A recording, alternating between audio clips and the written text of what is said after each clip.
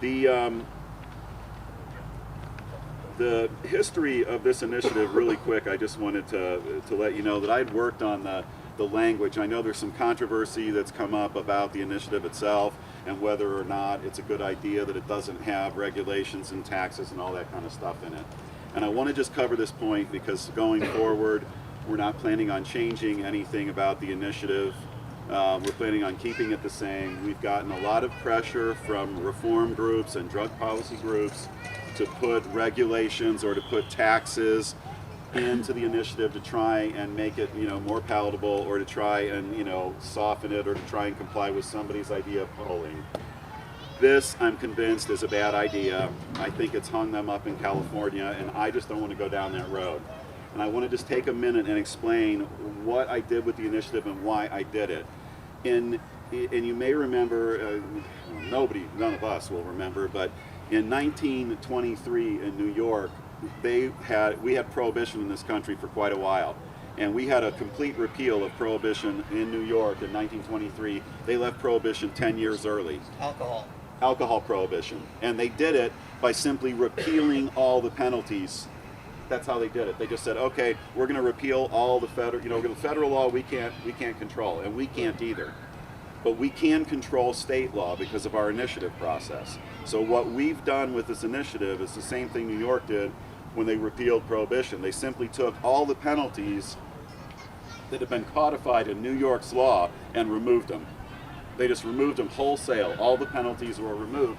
That has the effect of legalizing the substance in question, which was alcohol.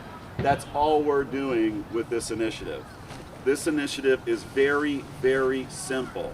It simply takes all criminal and civil penalties for adults and it wipes them out, okay, for marijuana, for adult use. It specifically says it doesn't apply to kids.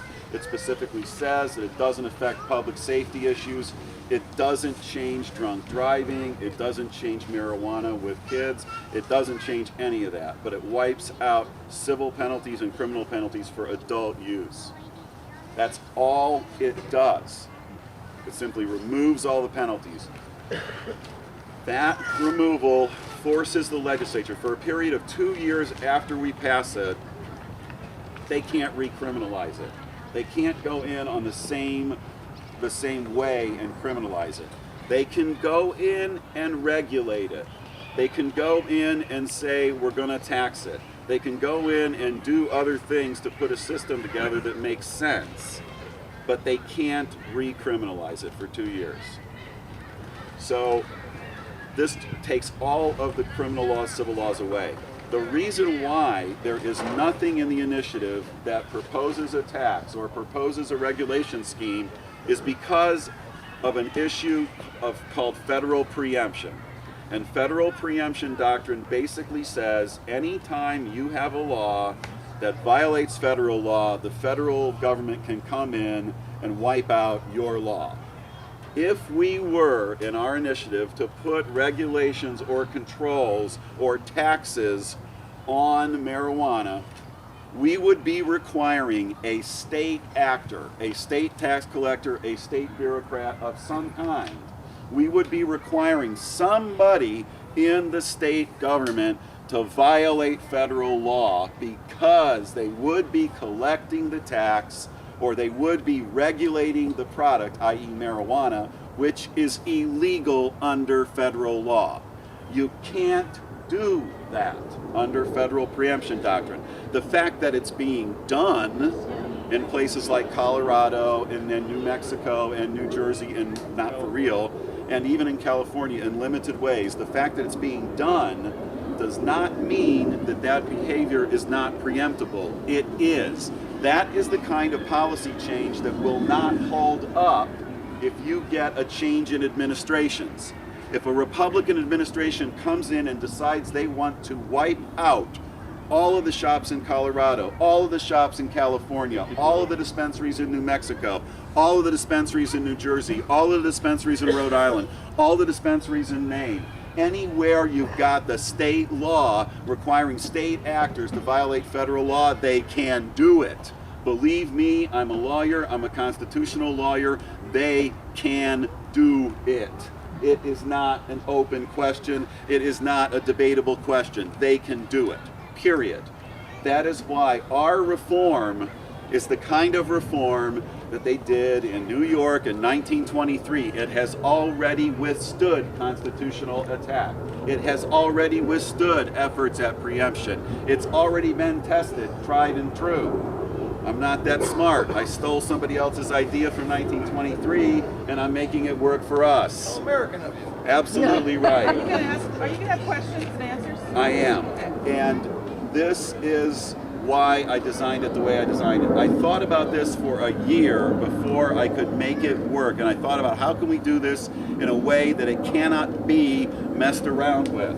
It can't be preempted. It can't be single issue ruled out. It can't be attacked, because it will be.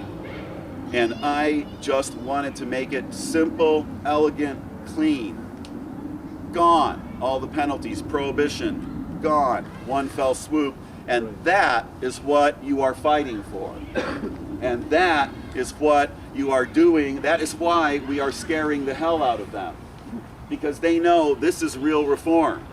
City Attorney Pete Holmes, I mean, he looked at this and he's like, oh, this gets you completely around preemption. Ding! You bet it does.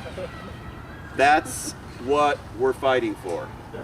How did the medicinal regulation get around preemption in Washington State? The medicinal regulation has absolutely nothing to do with federal law. It's not a regulation. The medical marijuana law is an affirmative defense. It's at 6951A. And what the medical marijuana law gives you doesn't make marijuana legal.